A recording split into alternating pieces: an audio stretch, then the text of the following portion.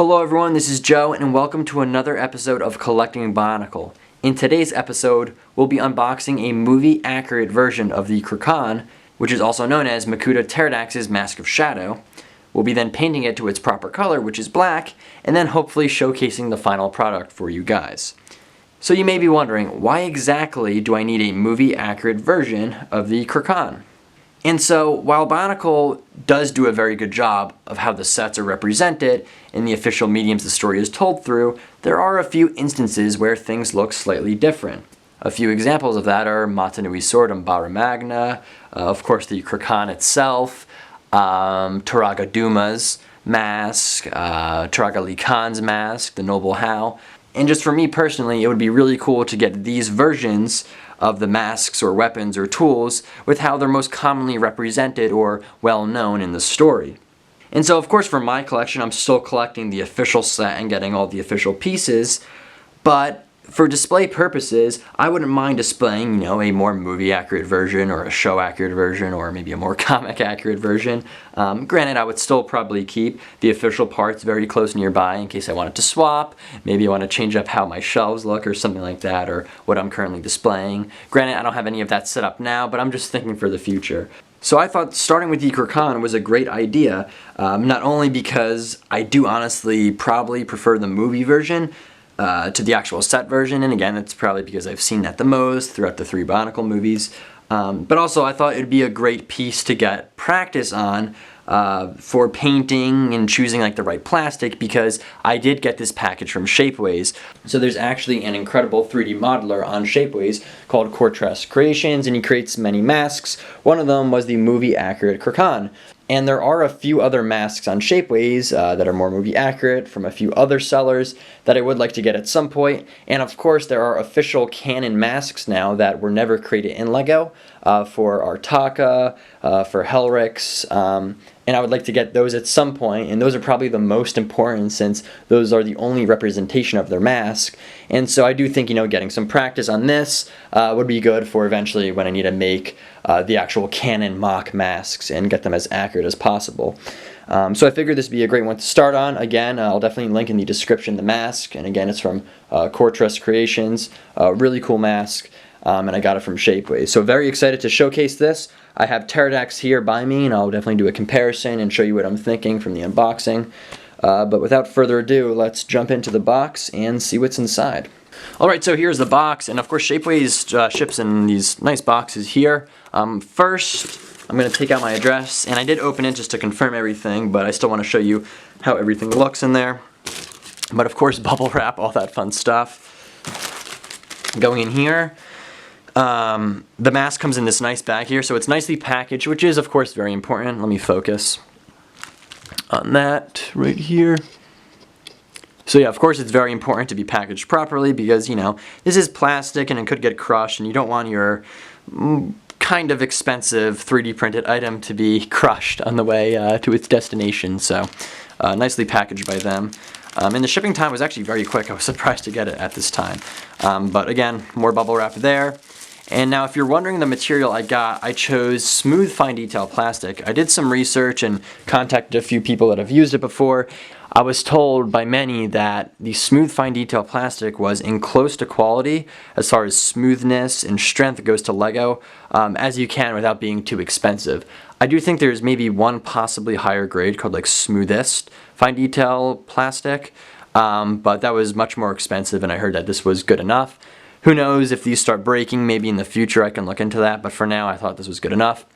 Only downside to it is, it comes in clear, but honestly I don't think that's too much of a downside since I probably would have to paint it anyways, just to get that color exactly matching how I would like it.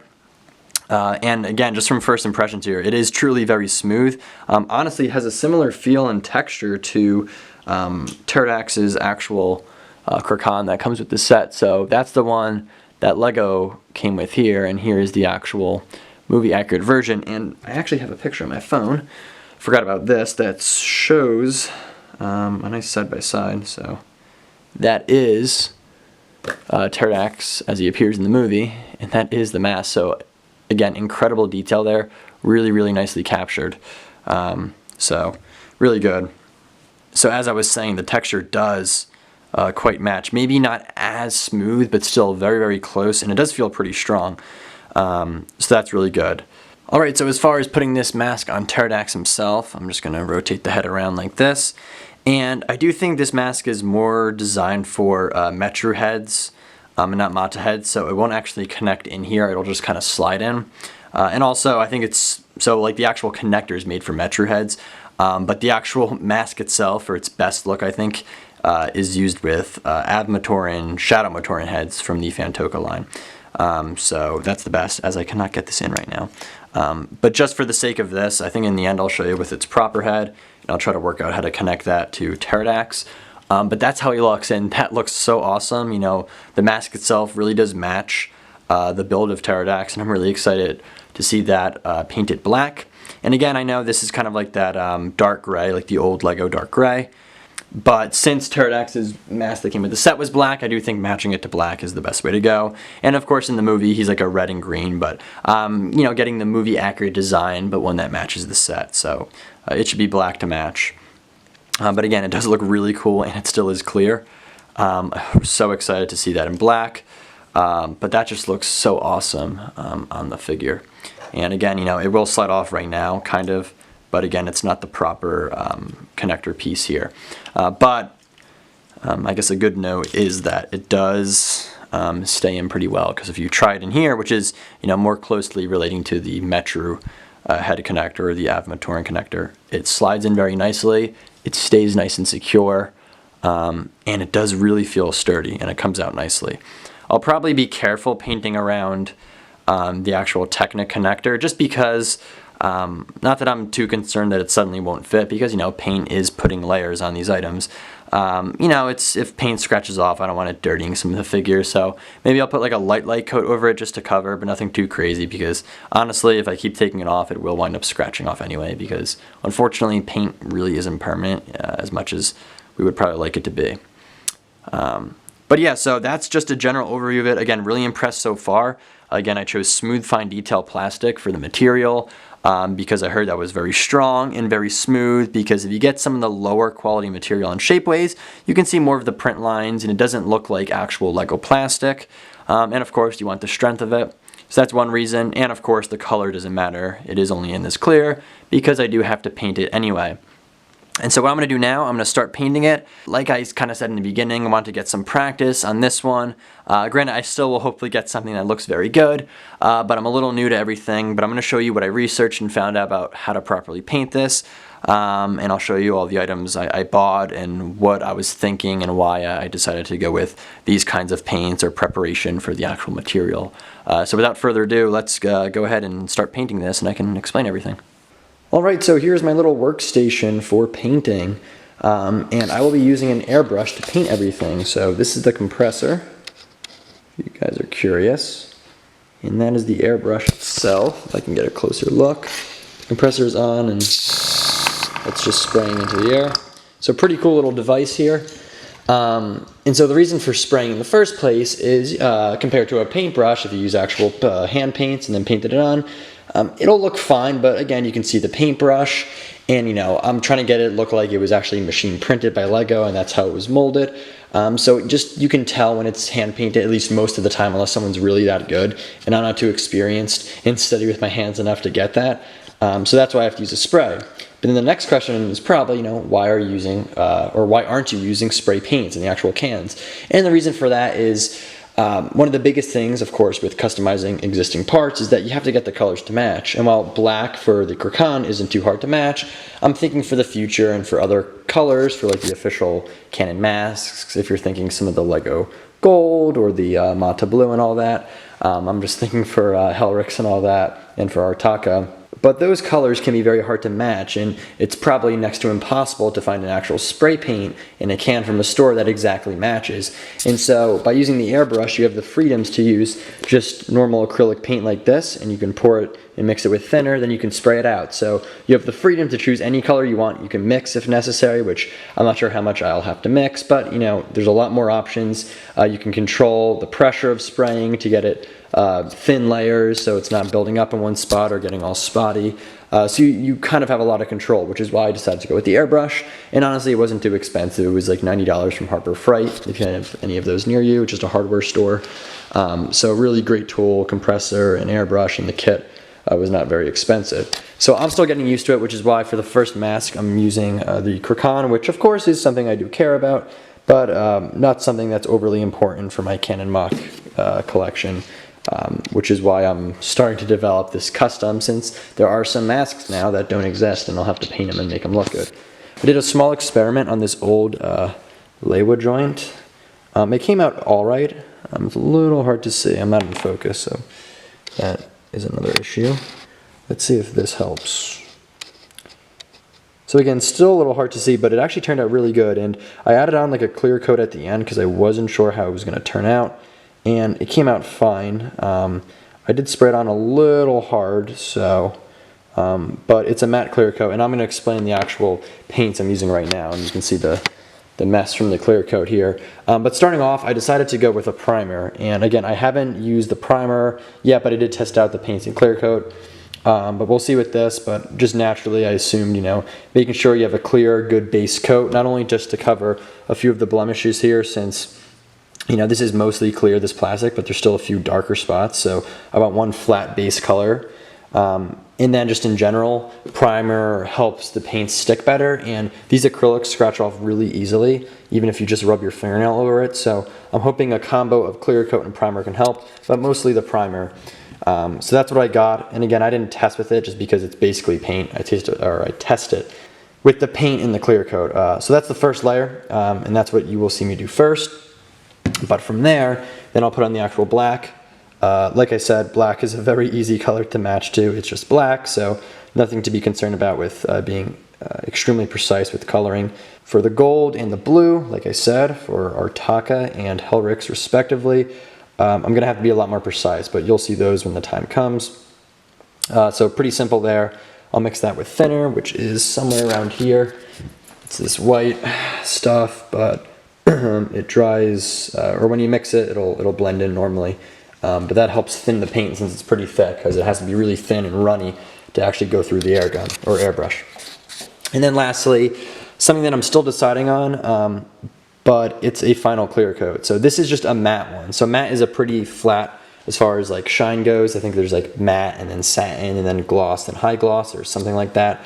So matte is technically the flattest. But from my experience, at least with clear coats and from what I've read, that this does offer a little more than matte, but it's like a very tiny sheen on matte parts. And like I'm not sure if I mentioned this in the first part, but a lot of Bionicle parts are surprisingly not too glossy. Granted, some are, so I didn't want it to be too glossy. But I did also buy a glossy one, which hasn't come yet, and maybe I'll test that out. But just from this little experiment that I did, I think this is perfectly glossy enough, just this little bit of matte. And also I'll have to be very careful and apply only a little bit at a time, just because if you spray a lot, it's going to build up. And that's what I did a little bit on this test piece. Granted, you know, it's a throwaway piece, which is why I was testing it, and it does look pretty good.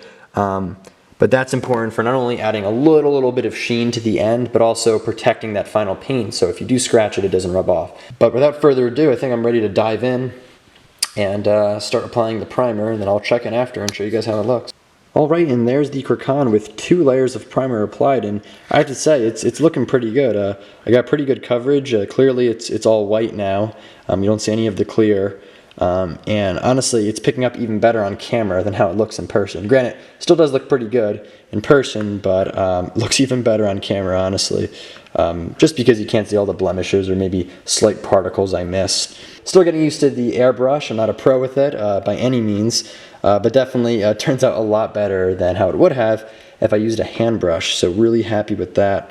So from here on out, I will move on to the paint, the actual black paint. That's the middle step of the 3 steps I showed before. I'll probably let this sit and dry overnight just because it's kind of late where I am right now. So no point in staying up to paint this and getting myself dirty later on in the night. As you can see, not the cleanest job. I'm not the cleanest with paint anyway.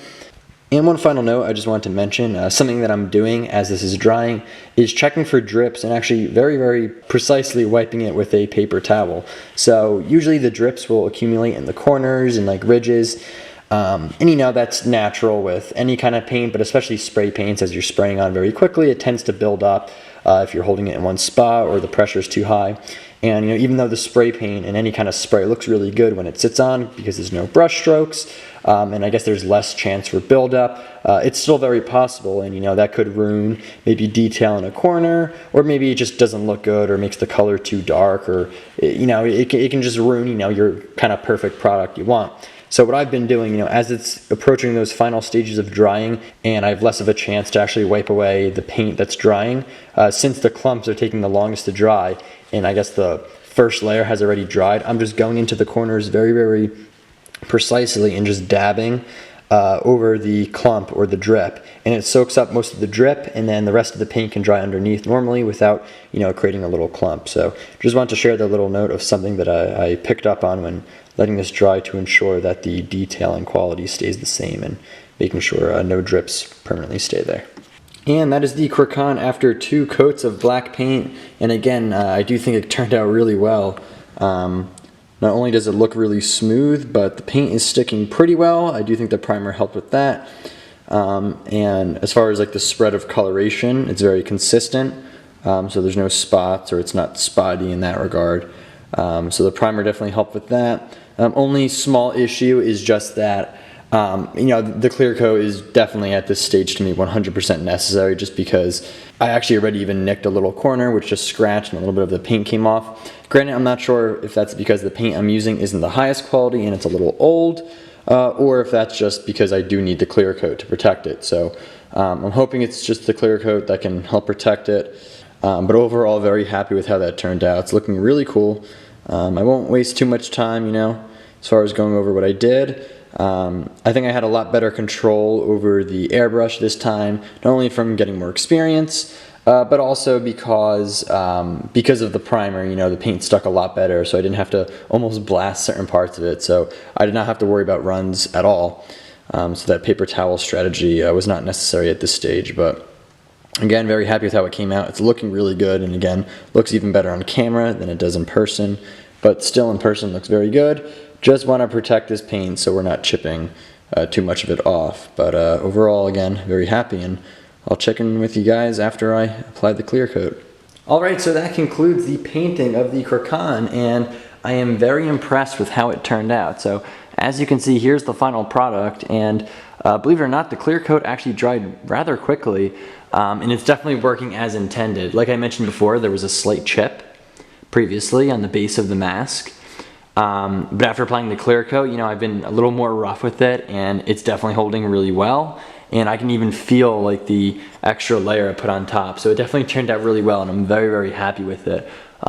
Looks really nice on camera, the black, and that clear coat at the end, even though it's matte, it gave it like a little bit of sheen, just because the acrylic hand paints are maybe a little more matte than you expect. So this gives it that little extra sheen, which is slightly present on Bionicle masks for the most part. And again, just really happy with how it turned out.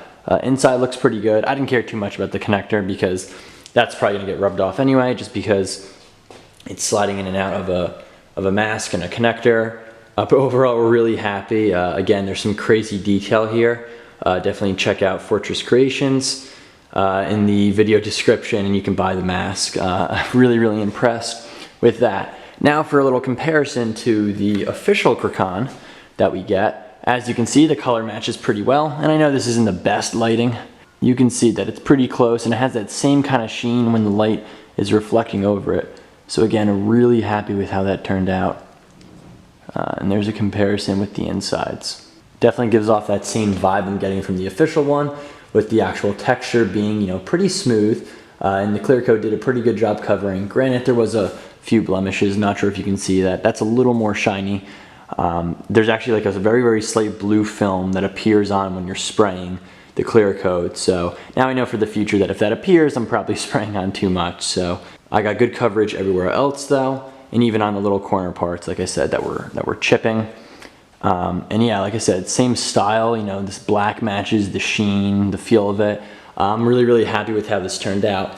And then lastly, before I go here, I'm just going to do a very quick comparison with the official Makuta figure.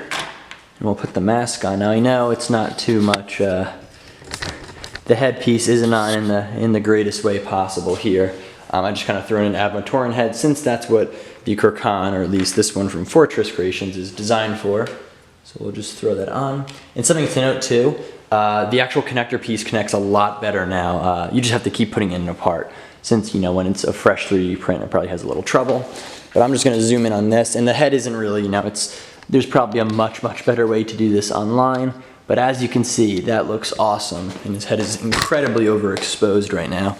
So just try to back that up a little bit. And again, this isn't really the best way to connect one of these kinds of heads. I'll have to look up a tutorial, because mocking is definitely where I lose some of my skill in Bionicle. But as you can see, just very awesome looking. A side by side with the official. So same color there, you know, it's not matching the rest of the gunmetal, but that's just how it is. But that looks awesome, and there's a lot of really cool movie accurate mocks online. I hope someone one day puts up instructions, because that just looks really cool. And having a bigger body with the wings that we see in Legends of Metro Nui, and I think in you know, his first or later form you see in Mask of Light, just would look incredible with this mask. But really cool, really happy with how it turned out. Definitely impressed, did not expect it to look this good in the end. So really excited to paint more of these. So definitely stay tuned to future episodes, and you can see other versions of masks that I'm painting, definitely with the official canon ones, like Artaka is probably next, and then Helrix with the Mask of Psychometry. So really excited for the future, definitely getting more of the hang of the airbrush, and even with me being a beginner, it still turned out really good. So really happy with that, and definitely stay tuned to more Collecting Bionicle, and you can see what more I'll do with custom mask making and collecting. And with that, I will talk to you guys later.